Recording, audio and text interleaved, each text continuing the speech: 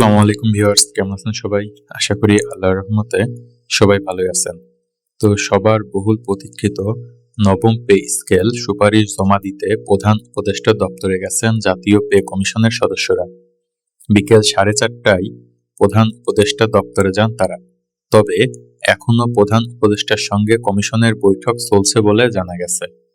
বুধবার 21 জানুয়ারি প্রধান উপদেষ্টার কার্যালয় এবং পে কমিশন সূত্র জানিয়েছে, বিকাল 5টায় কমিশনের সদস্যরা প্রধান উপদেষ্টার সঙ্গে বৈঠকে বসেন।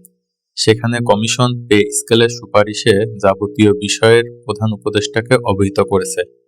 বিকেল 5টা 50 মিনিট পর্যন্ত প্রধান উপদেষ্টার কার্যালয় থেকে কমিশনের সদস্যরা বের হতে দেখা যায়নি। এদিকে নবম জাতীয় পে স্কেলে সরকারি কর্মকর্তা কর্মচারীদের যাতায়াত ভাতা দেওয়ার ক্ষেত্রে একটি গ্রেড কর্মকর্তাদের যুক্ত করা হচ্ছে। তবে যাতায়াত ভাতা আগের মতোই রাখার সুপারিশ করা হচ্ছে। সূত্র জানিয়েছে, 11তম গ্রেড থেকে 20তম গ্রেডের কর্মচারীরা এতদিন যাতায়াত ভাতা পেতেন। নবম পে স্কেলে এটি 10ম গ্রেড থেকে করার সুপারিশ করবে। সূত্রে তথ্য অনুযায়ী সরকারি কর্মকর্তা কর্মচারীদের পাশাপাশি পেনশনভোগীদের পেনশনের হারও উল্লেখযোগ্য পরিমাণে বৃদ্ধির সুপারিশ করা হচ্ছে। যারা মাসে 20,000 টাকার কম পেনশন পান তাদের পেনশন দ্বিগুণ বৃদ্ধি পাবে, অর্থাৎ 100%। 20 থেকে 40,000 টাকার পেনশন পাওয়া পেনশনভোগীদের পেনশন 75% বাড়বে এবং যারা 40,000 টাকার বেশি পেনশন পান তাদের পেনশন 55% বৃদ্ধি পাবে। এছাড়া 75 বছরের বেশি বয়সী পেনশনভোগীদের জন্য চিকিৎসা ভাতা 10,000 টাকার পরামর্শ দেওয়া হয়েছে, যেখানে সাধারণত 8,000 টাকার চিকিৎসা ভাতা দেওয়া হয়।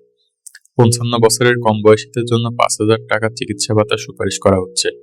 জানা গেছে, 2025-26 অর্থ বছরের সংশোধিত বাজেটে বেতন ও ভাতা খাতে 22,000 কোটি টাকা বরাদ্দ বাড়িয়েছে সরকার। জানুয়ারি থেকে নতুন বেতন কাঠামো আংশিক বাস্তবায়ন প্রস্তুতির অংশ হিসেবেই সরকার এই উদ্যোগ নিয়েছে বলে জানিয়েছে। যদিও বেতন কমিশনের হিসেব বলছে, নতুন বেতন কাঠামো বাস্তবায়ন করতে 70 থেকে 80,000 কোটি টাকা প্রয়োজন হবে।